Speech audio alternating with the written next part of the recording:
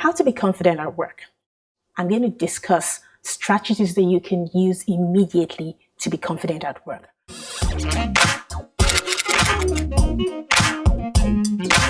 Hello, my name is Oyinka Akimade. If you haven't met me before, I'm a speaker and a coach. I teach people how to be confident, how to communicate effectively, and how to form connections that will help them take charge of their professional lives.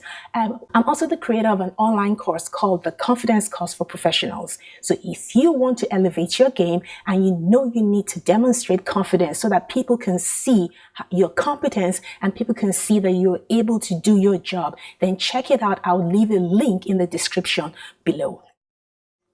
In this video, I'm going to share with you the strategies you can use to be confident at work.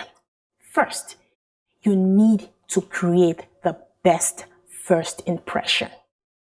So when you create the best first impression every day at work, there are two things that you're doing. The first thing is you're setting yourself up for success. You are setting your mindset, or you're putting yourself in the right mindset for the day. Listen, you just don't go to work with your physical body. You also go to work with your, entire being, with your mental self, with your spiritual self, with your physical self. You're taking the whole of you to work. So when you make up your mind to create the best first impression, you're setting yourself up for success. You are setting yourself up to be positive. You are setting yourself up to have a bright outlook. Think about it. When you think of creating a best impression, you're like, oh, I'm going to smile. I'm going to show them that I can do this. I'm going to show them my worth. You see, it sets your mindset towards being positive for the day.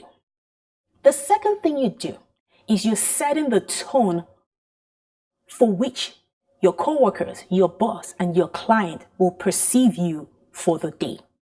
When you set the best first impression every day, you are telling your clients that, hey, anytime I step into work, I've got your back. I am going to deliver. You're letting your boss know, hey, I'm bringing my best in today, and I know that whatever problem or whatever challenge that comes across my path or comes across my desk today, I am able to solve it. You're telling your coworkers like, hey, we've got this. Think about it. You're also creating a memory for people to tap into when it's time to decide about you. How are performance appraisals done? You're given a performance appraisal, or your boss or your supervisor does a performance appraisal maybe every 6 months or every year. It's partly based on the memory of what you have done or how you have communicated with them or how you have interacted with them over the 6 months or over the year. Of course, your job results also matter, but think about it. If they have a good impression about you and you've been able to do that day in, day out over time, they're not likely to grade you low on a lot of things, especially if you also deliver the results that are necessary. So that brings me to the next tip. Pay attention to your body language. We're visual beings. What does that mean? We make decisions based on what we see much more than what we hear. It's a proven research, or the research has proven that nonverbal communication takes a lot of weight when it comes to your interaction with people. That's why when people make faces, like when they frown or when they laugh, it gives you a reaction without even them saying anything. So make sure that your body language, your facial expressions, your body posture is confident. What are the things you can do to be confident? 1, smile appropriately. Don't always have a frowny face. I was reading an article recently, and it was an article of how people perceive other people just by looking at them. And they concluded in that article that sometimes when you're thinking, people may think that you're angry or you're upset. So imagine if you're in a meeting with people and you're thinking, and what other people are saying is anger. And they're wondering, why is this person angry? You don't even know because you are thinking. So it's important that you school your emotions. When you're in a group with people.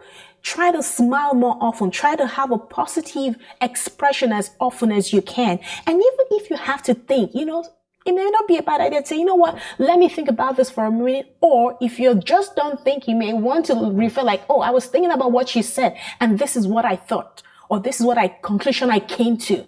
So school your expressions, your body language. Make sure your shoulders are relaxed. Don't look tensed up and, look angry or look, closed up when you're meeting with people. When you walk into work in the morning, relax, smile, shake people's hands. Talking about handshakes, you want to make sure that the strength of your handshake is proportional to the one you're receiving. So if you know that you're shaking hands with someone who has a lighter touch, don't give them a firm one. Just reciprocate the same strength. That way, people do not misunderstand what your handshake means. The next thing I want to talk about is being intentional about what you wear. Like I said earlier, we're visual beings. We make decisions based on what we see. This is why when you're walking down the street and you see someone that looks unkempt, you tend to give them a little more room. You even do without thinking. It almost is like an automatic reaction. So how you dress gives people an impression about you. Listen, perception becomes reality. So when you're dressed well, people tend to interpret that as a competent and people tend to interpret that you're a competent and a confident professional. Even if you work in a business that is really hands-on and that you tend to get dirty maybe with paint or with oil, if you're going to meet with people for the first time, make an effort to be put together. Now, of course, I'm not saying that if you're at work and someone comes to meet you in the middle of work, tell them to wait and run to go change. No. But if you're going for a business meeting on your way to work, dress for the business meeting first. If you're going to meet with a client on your way to work, dress as though you're meeting that client and dress well. So pay attention to what you wear. The fourth thing, which is very important as well, is for you to be ready to step out of your comfort zone. And what do I mean by this? It's so easy to remain in your own bubble, especially when you're at work. You go to work with the mindset of doing your work for the day and getting out. That is a good mindset to have.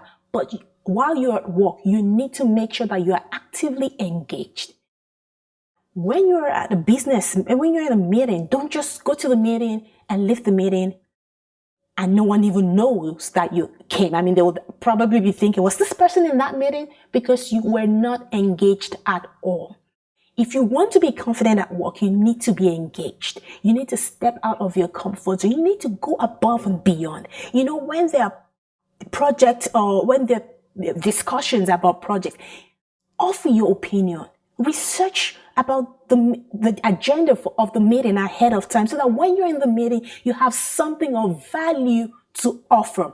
Learn to express yourself effectively. Listen, no one will know the value you have to offer if you remain silent. No one would know the value you have to offer if you disengage. This is especially true if you're maybe with a group of people that, they're very boisterous and maybe you're the quiet one. Make sure that your voice is heard. You don't have to be as boisterous as them. You don't have to be as loud as they are, but you want to make sure that your value is demonstrated in that meeting. And so if you want to learn how to communicate, I have a video on how to communicate effectively at work. I'll put it up in the link or up in the card, and I'll put a description in the link so you can take a peek at the video, because if you do not communicate effectively, no one knows you have any value to offer. And that's why sometimes it seems that people that are loud seem to get all the attention. People that are loud seem to get all the good deals, while the people that are quiet don't get as much. And that's because the loud people unintentionally or intentionally often demonstrate their value, often express themselves more often than the people that are quiet. So if you're quiet, make sure that you express yourself, because sometimes the people that are loud and more boisterous and extroverted seem to suck up all the oxygen in the room if you're with them. So you need to make sure that you're speaking in a way that grabs the attention of your coworkers, that grabs the attention of your boss. And I have placed in the description below a link to a video that teaches you how to effectively communicate in the workplace. So make sure you watch that video as well after this. Oh, and by the way, please subscribe to my channel, hit the bell icon so you'll be the first to know when I upload new content. I upload content on confidence, communication, and forming workplace connections. So let me go through the strategies that I described in this video. 1, create the best impression every day at work. Pay attention to your body language. Be intentional about what you wear. And be ready to step out of your comfort zone by actively engaging, by effectively communicating, and by going above and beyond so that your work stands out for itself. Especially if you're quiet, make sure that you learn to capture the attention of your coworkers by the way you communicate. So, see you in the next video. Leave a comment below. In fact, let me know which one of those 4 strategies you're going to implement immediately, and I'll see you in the next video.